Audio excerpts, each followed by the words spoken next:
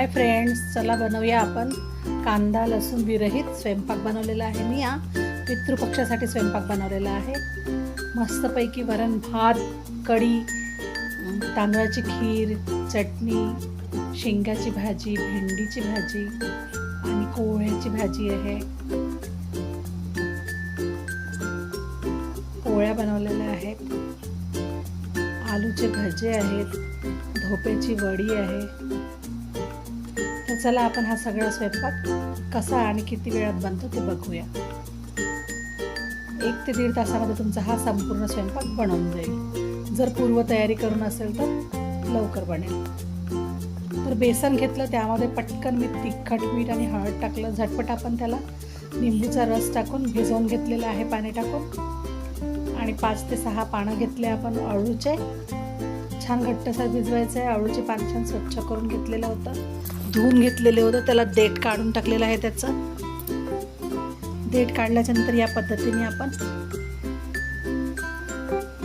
रचून त्याची वडी बनवून घ्यायची आहे। आपल्याला एकावर एक छान असं पीठ लावायचं। त्याला एका पानाला पीठ लावायचं आणि त्याच्यावरती दुसरं पान ठेवायचं। याच पद्धतीने आपण सर्व पानं लावून घेणार आहोत। याच पद्धतीने सर्व पानं लावून घ्यायचे आहे आणि अळूची वडी आपण छान फोल्ड करून घ्यायची आहे। अळू म्हणजेच धोप्याचे पानं, आमच्याकडे धोप्याचे पानं म्हटलं जाते। तर या पद्धतीने आपण केलं आणि त्याला फोल्ड करून घेतलेली आहे। हे सगळं काम अगोदर जर करून ठेवलं आपण आदल्या दिवशी तर लवकर स्वयंपाक होतो आपला। काही गोष्टी आपण अगोदर करून ठेवायला पाहिजे जर वाटत असेल तर। आता वरण भातासोबत मी अळूची वडी पण त्याच्यावर ठेवून देणार आहे कुकरमध्ये आणि 4 शिट्या होऊ द्यायच्या आहे। 4 शिट्यामध्ये सर्व वरण भात आणि अळूची वडी पण शिजून जाते। 4 शिट्या झाल्यात। कुकर थंड झाल्यानंतर आपण पाहिलेलं आहे, उघडलेलं आहे, तर आपली वडी ही छान शिजलेली आहे आणि वरण भात पण तयार आहे। तर ह्या वडीला आता आपण थंड व्हायला एका साईडला ठेवून देऊया आणि वरण काढून घेऊ, भात काढून घेऊ। वरणाला छान मीठ आणि हळद टाकून घोटून घ्यायचं आहे। मी कुकर लावताना वरणामध्ये हळद टाकत नसते, नंतर टाकत असते, कारण की हळद टाकलं आणि कधी कधी वरण उतू जाते तर पूर्ण कुकर खराब होऊन जाते। जर आपण हळद नंतर टाकली आणि छान शिजवून घेतलं तरीही खूप छान लागते वरण। तर आता हे वरण आपलं तयार आहे। आता चवळीच्या शेंगाची भाजी फोडणी टाकूया। तेल गरम केलं, त्यामध्ये मिरच्या फोडणी टाकलेल्या आहे डायरेक्ट आणि चवीनुसार मीठ टाकायचं आहे, हळद टाकलेली आहे, थोडंसं तिखट टाकायचं आहे। आपण जेवढं तिखट खातो त्या हिशोबाने तेज बनवायचं आहे। छान मिक्स करायचं आहे। टमाटर बारीक चिरून घेतले होते ते टाकायचे आहे आणि शेंगा छान धुवून स्वच्छ तोडून घेतलेल्या आहे, स्वच्छ धुवून घेतलेल्या आहे आणि त्या टाकलेल्या आहे। जर तुम्हाला आवडत असेल तर ह्यामध्ये एखादी आलू पण टाकू शकता, भाजी छान लागेल। आणि ह्या पद्धतीने आपण फोडणी टाकली भाजी आणि पूर्णपणे छान शिजवून घ्यायची आहे। 5 ते 10 मिनिटामध्ये आपली भाजी छान शिजून जाते। तर ही भाजी आता तयार आहे। याला बारीक चिरलेली कोथिंबीर लावायची आहे आणि शेंगाची भाजी आपली तयार झालेली आहे। मी 3 गॅस आहे, 3 गॅसवर 3 तऱ्हेच्या भाज्या फोडणी टाकलेल्या आहे। मी एक एक करून दाखवत आहे तुम्हाला। तर ही शेंगाची भाजी आपली तयार आहे। लगेच आपण भेंडीची भाजी दाखवून घेऊया। तेल गरम केलं, त्यामध्ये मोहरीची फोडणी दिलेली आहे आणि बारीक चिरलेल्या मिरच्या टाकलेल्या आहे। मिरच्या अगदी बारीक चिरलेल्या आहे। जर तुम्हाला आवडत नसेल तर तुम्ही मोठ्या मोठ्या पण चिरू शकता। आणि थोडासा कढीपत्ता टाकलेला आहे आणि चवीनुसार मीठ टाकायचं आहे। आपल्या भाजीची क्वांटिटी पाहून आपण त्याच्यामध्ये मीठ टाकायचं आहे। थोडीशी हळद टाकलेली आहे आणि छान मिक्स करून घ्यायचं आता। आणि आता जे भेंडी स्वच्छ धुवून बारीक चिरून ठेवलेली आहे ती टाकणार आहे।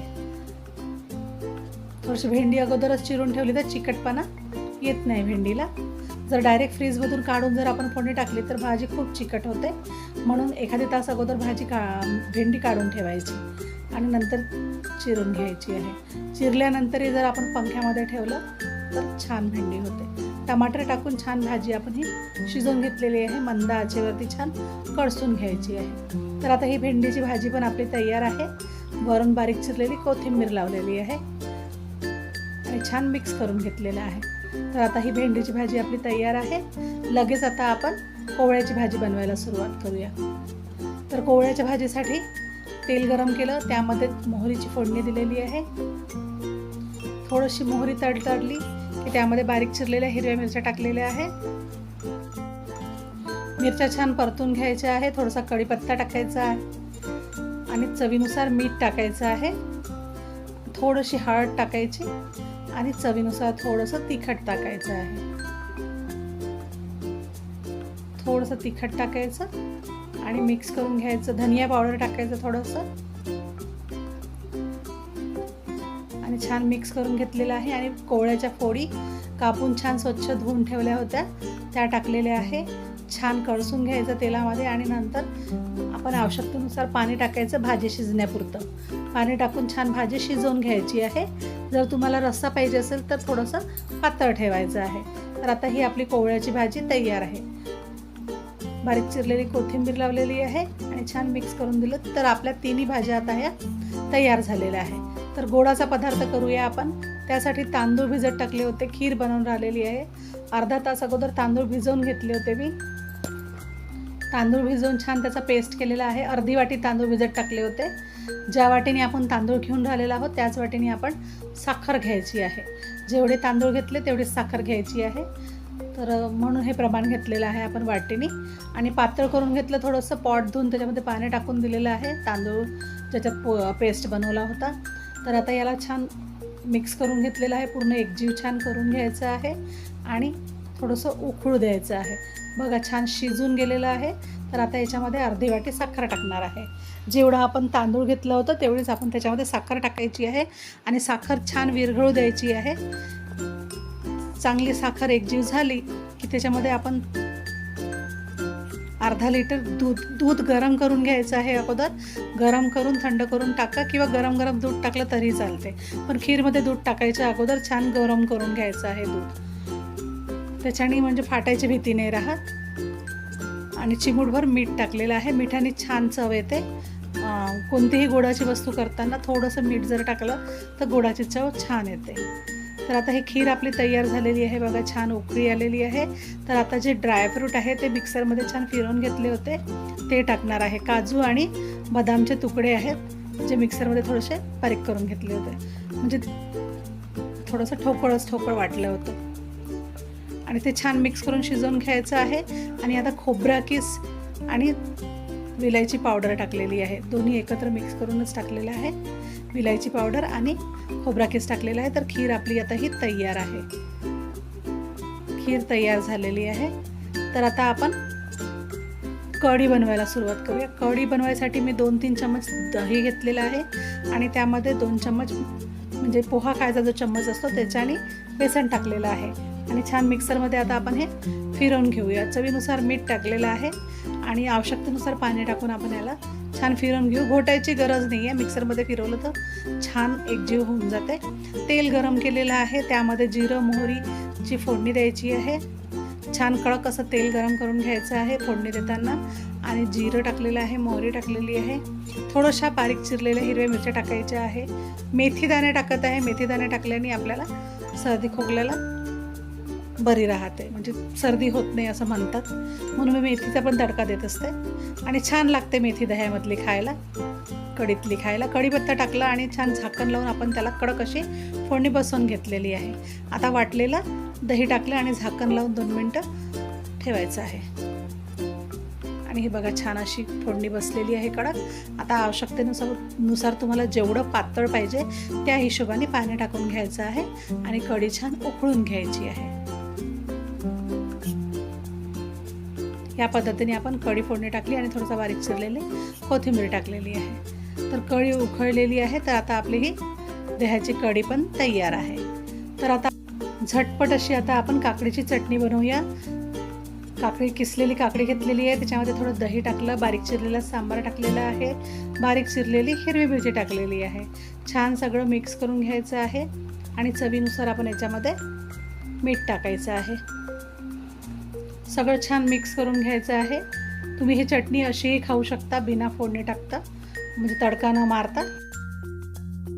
तर आता तेल गरम केलेलं आहे.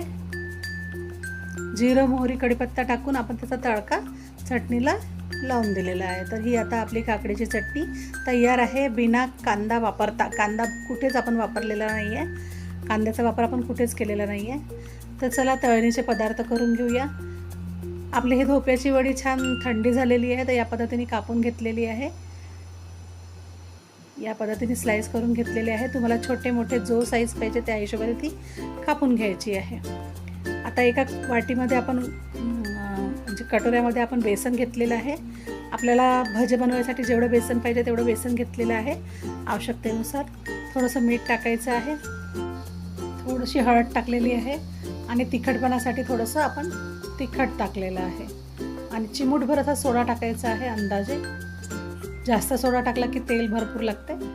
आणि बारीक चिरलेला सांबार टाकलेला आहे. सोडा एकदम कमी टाकायचा आहे. आवश्यकतेनुसार पाणी टाकून छान पेस्ट करायचं आहे. थोडं तांदळाचं पीठ पण टाकायचं आहे, त्याच्याने छान कुरकुरीत होतात भजे. आणि छान मिक्स करायचं आहे. या पद्धतीने मिक्स केल्याच्या नंतर आलूचे चिप्स बनवून ठेवले होते ते टाकणार आहोत आपण. आलूचे चिप्स टाकलेले आहेत. एका आलूला छान छिलून त्याच्या चकत्या करून घेतल्या होत्या ते टाकलेलं आहे. आणि या पद्धतीने आपण याला दोन्ही बाजूनी कोट करायचं आणि तळण करायचं आहे. तर गरम तेलामध्ये एक एक करून आपण आलूचे चिप्स तळून घेणार आहोत. आलूचे भजे बनवायचे आहे आपल्याला, तर आलूचे भजे फटाफट आपण तळून घेणार आहोत. या पद्धतीने तळून घ्यायचं आहे. छान शिजवून घ्यायचे आहेत. आतपर्यंत छान शिजले गेले पाहिजे.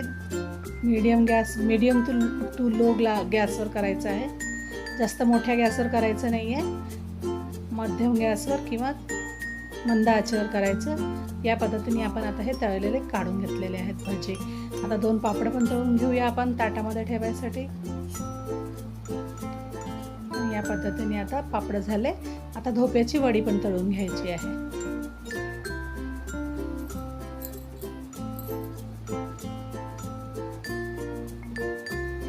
तर या पद्धतीने आता धोप्याची वडी आपण तळून घेणार आहोत.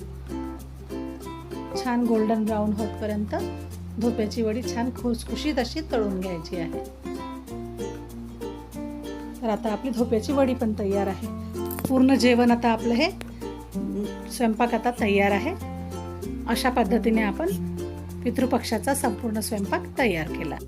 व्हिडिओ बघितल्याबद्दल खूप खूप